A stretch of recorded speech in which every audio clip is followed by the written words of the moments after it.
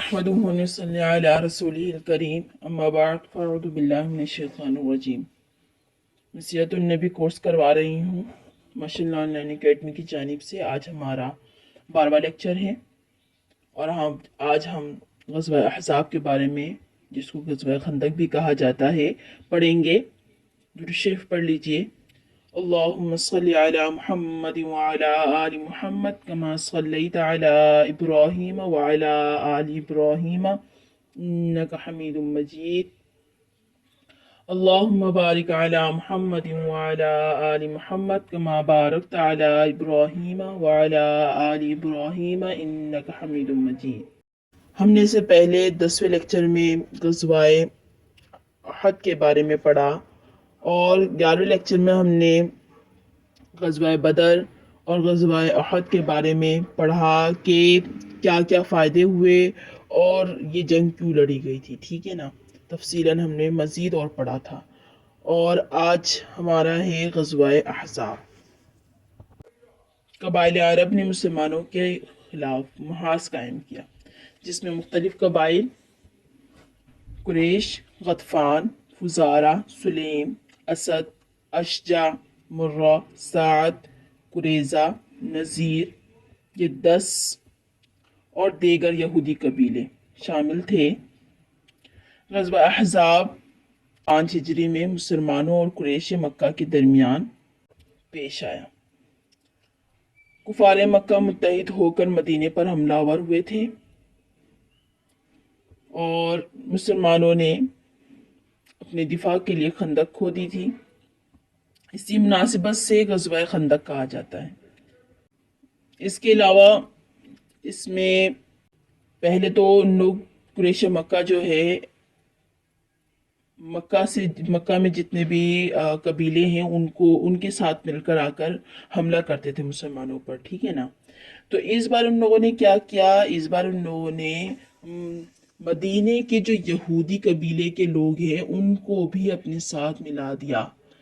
تو تمام مختلف قبائل کفار مکہ کے علاوہ مختلف جو حضور صلی اللہ علیہ وسلم اور دین اسلام کے خلاف تھے، مسلمانوں کے خلاف تھے، وہ سب مل کر اکٹھا حملہ کرنے کے لیے آئے تھے۔ اس وجہ سے اس غزوہ کو غزوہ احزاب بھی کہا جاتا ہے۔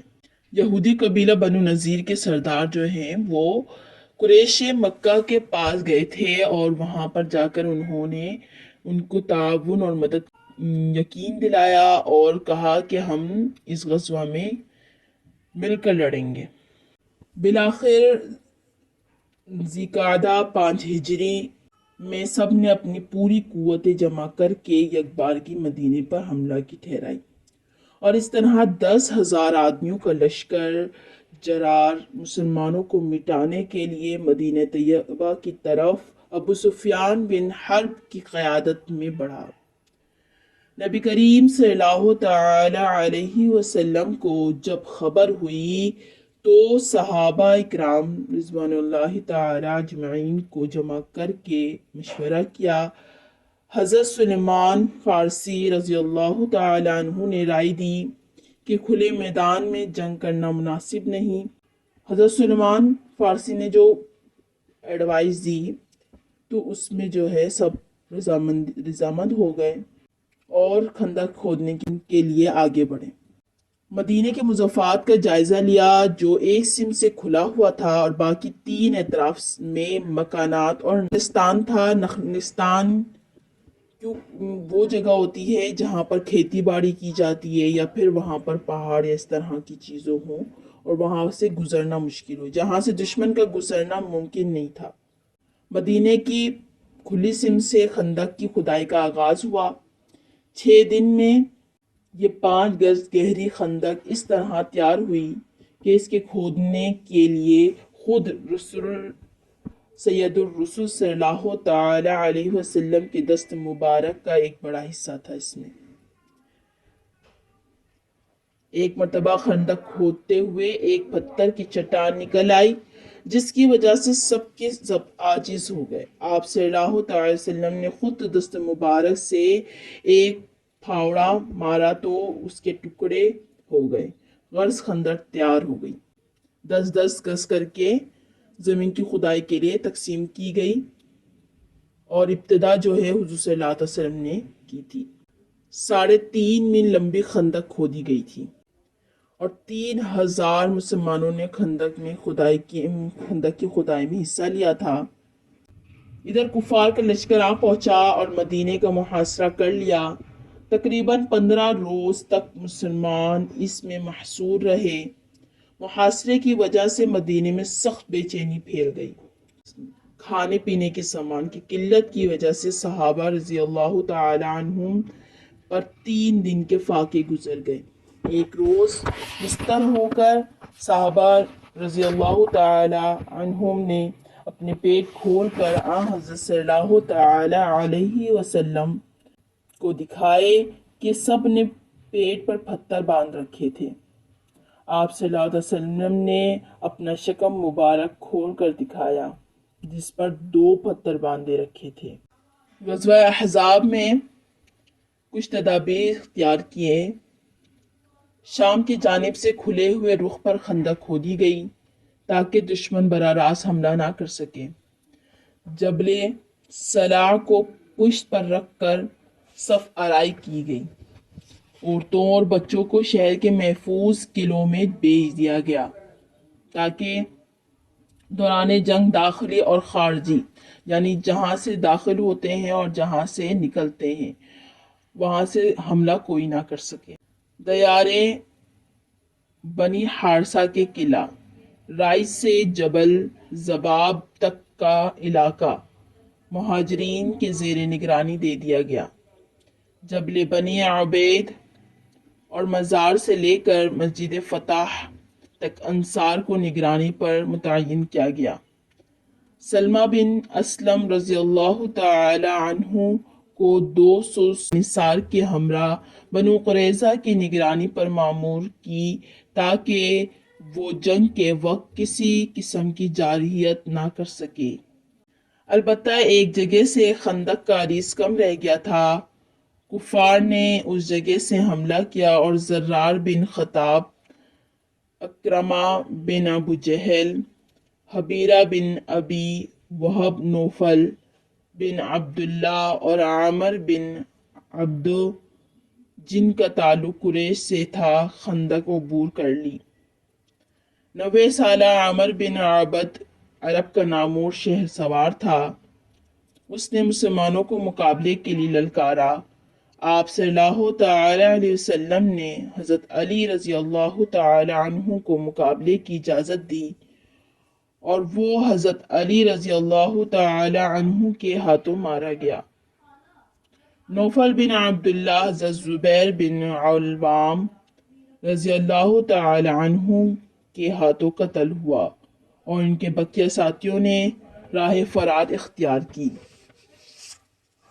ادھر محاصرین جب خندق عبور نہ کر سکے تو وہیں سے تیر اور پتھر برسانے شروع کر دیے اور جانبین سے مسلسل تیر اندازی ہوئی۔ اسی سلسلے میں حضرت صلی اللہ علیہ وسلم کی 4 نمازیں قضا ہوئیں۔ اس دوران کبھی بنو قریظہ کے یہودیوں نے موقع غنیمت سمجھ کر اس قلعے پر حملہ کر دیا جہاں پر عورتیں موجود تھیں اور بچے پناہ لیے ہوئے تھے۔ ایک یہودی قلعے کی پھاٹک تک پہنچ گیا اور موقع کی تلاش میں تھا۔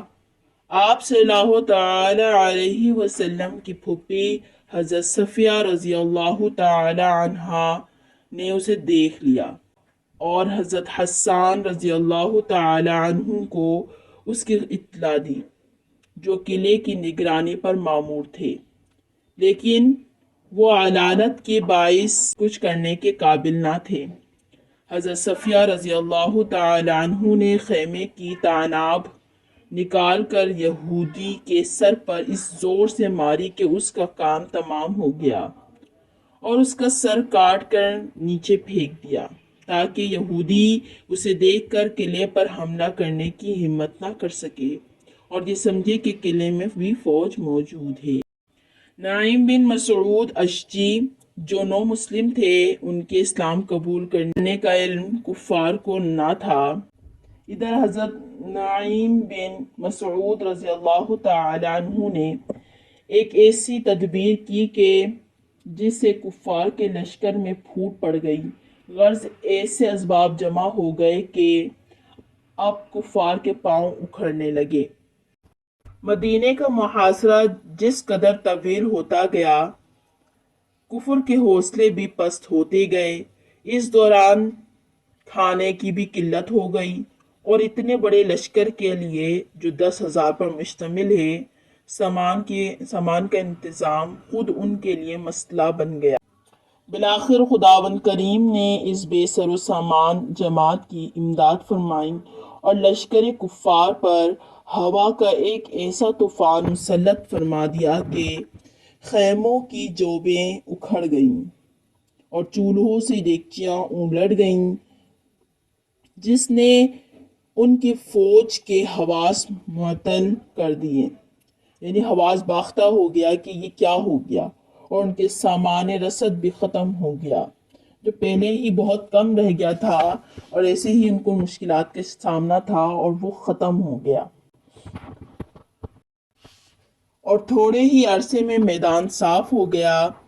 اس جنگ میں کل 600 مسلمان شہید ہوئے اور 8 کفار مارے گئے۔ قرآن مجید میں سورہ احزاب کے بارے میں تذکرہ کیا گیا۔ اللہ تعالیٰ نے کفار کو غصے سے بھرا ہوا ہٹا دیا اور انہیں کچھ نہیں دیا، اور مسلمانوں کو لڑنے کی نوبت بھی نہ آئی۔ اس مرتبہ نہ صرف قریش مکہ بلکہ جو کفار قبیلوں کو جو اس مقصد سے آئے تھے کہ مسلمانوں کو ختم کر دیں گے، ان سب کو ناکامی کا منہ دیکھنا پڑا، اور آئندہ کے لیے ان کو کبھی جرت نہیں ہوئی کہ وہ مدینے پر پھر حملہ کرے۔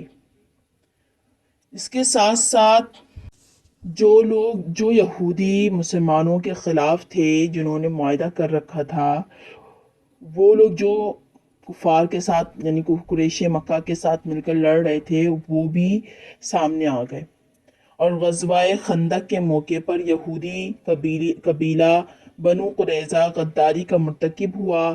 جنگ کے بعد حضرت صلی اللہ تعالی علیہ وسلم نے ان کا محاصرہ کر لیا، جس سے مجبور ہو کے بنو قریظہ نے حضرت سعد بن معاذ رضی اللہ تعالی عنہ کو ثالث مقرر کیا، اور حضرت سعد بن معاذ کے فیصلے کے مطابق تمام لڑاکا مرد، یعنی جنہوں نے لڑائی میں حصہ لیا تھا، جنگ میں حصہ لیا تھا کفار کے ساتھ، ان کو قتل کر دیا۔ اس طرح مسلمانوں کو یہودی کے ریشہ دانیوں سے نجات مل گئی، اور انہوں نے یہ معاہدہ کیا کہ ہم یہاں سے چلے جائیں گے، اور وہ لوگ وہاں سے نکل گئے، اور مدینے سے یہودیوں کا اس طرح صفایا ہو گیا۔ آج کے لیے اتنا ہی کافی ہے۔ انشاءاللہ تعالی اب ہم آگے پڑھیں گے صلح حدیبیہ کے بارے میں، اور اس کے علاوہ کس طرح سے حضور صلی اللہ تعالی علیہ وسلم نے اسلام کا پیغام پہنچایا کہاں کہاں تک، وہ بھی پڑھیں گے انشاءاللہ تعالی۔ وآخر دعوانا الحمدللہ رب العالمین۔ درود شریف پڑھ لیجئے۔ اللہم صلی علی محمد وعلی آل محمد کما صلیت علی ابراہیم وعلی آل ابراہیم انک حمید مجید۔ اللہم بارک علی محمد وعلی آل محمد کما بارکت علی ابراہیم وعلی آل ابراہیم انک حمید مجید۔ دعا کے لیے ہاتھ اٹھا لیجئے۔ یا اللہ، یا اول الاولین ویا آخر الآخرین ویا ذا القوة المتین ویا راحم المساکین ویا ارحم الراحمین۔ اے اللہ، جتنی خیریں تیرے علم میں ہیں وہ ساری خیریں ہمارے لیے نصیب فرما۔ اے اللہ، جتنے شرور تیرے علم میں ہیں ان تمام شرور سے ہماری حفاظت فرما۔ اے اللہ، تو ہمیں اپنے علم میں سے علم اور اپنے حلم میں سے حلم نصیب فرما۔ اے اللہ، تو ہمیں کلمے والی زندگی اور کلمے والی موت نصیب فرما۔ اے اللہ، تو ہمیں مانگنے کی توفیق عطا فرما۔ اے اللہ، تو ہمیں اپنے شوق میں اور اپنے خوف سے رونے کی نعمت نصیب فرما۔ اے اللہ، ہمیں مانگنا نہیں آتا، تو ہمیں بن مانگے عطا فرما۔ اے اللہ، تو ہمیں عافیت عطا فرما۔ اے اللہ، تو ہمارا مقدر بہترین بنا دے۔ اے اللہ، تو سارے عالم کے تمام مسلمانوں کے لیے ہدایت کا فیصلہ فرما دے۔ اے اللہ، تو ہمیں حضور صلی اللہ علیہ وسلم کی پکی اتباع نصیب فرما۔ اے اللہ تو ہمیں حضور صلی اللہ علیہ وسلم والا غم فکر کڑن نصیب فرما۔ اے اللہ تو ہمیں اپنے محبوب صلی اللہ علیہ وسلم کی ایک ایک سنت کو زندہ کرنے والا بنا، اور جو پڑھا ہے اس پر عمل کرنے والا بنا۔ اے اللہ تو ہمیں جس مقصد کے لیے دنیا میں بھیجا ہے اس مقصد کے لیے پوری امت مسلمہ کو قبول فرما۔ اے اللہ ہمارے کبیرہ صغیرہ گناہوں کو معاف فرما۔ اے اللہ گناہوں کی نحوست کو زائل فرما۔ اے اللہ اپنی ذات عالی کا کامل یقین نصیب فرما۔ یا اللہ ہمیں نماز پنجگانہ باجماعت پڑھنے کی توفیق عطا فرما۔ اے اللہ تو ہمیں اخلاص نصیب فرما۔ یا اللہ ہمیں تقوی نصیب فرما۔ اے اللہ ہمیں کلمے کی حقیقت نصیب فرما۔ تو ہمیں دنیا کی بے رغبتی اور آخرت کے شوق نصیب فرما۔ تو ہمیں تمام نیک اعمال اہتمام کے ساتھ کرنے کی توفیق نصیب فرما۔ تو بے اولادوں کو نیک اولاد عطا فرما، اور جن کو اولاد دی ہے ان کی اولاد کو نیک اور صالح بنا۔ تو بیماروں کو صحت عطا فرما، جو مقروض ہیں انہیں بارکت سے نجات عطا فرما، پریشان حالوں کی پریشانیاں ختم فرما، قیامت تک کے آنے والے مسلمانوں کی کامل مغفرت فرما۔ اے اللہ تو ہماری دعاؤں کو محض اپنے فضل سے اور اپنے محبوب صلی اللہ علیہ وسلم کے صدقے قبول فرما۔ اے اللہ جو دعا مانگی ہے وہ سب قبول فرما، اور جو مانگنی چاہیے تھی یا رب العالمین انہیں قبول فرما، اور ہمارے فلسطین کی مدد فرما۔ بے شک تو ہی ہے سب سے بڑا، اور سب کے اندر ایمان کو جگا۔ آمین۔ الحمدللہ وآخر دعوانا الحمدللہ رب العالمین۔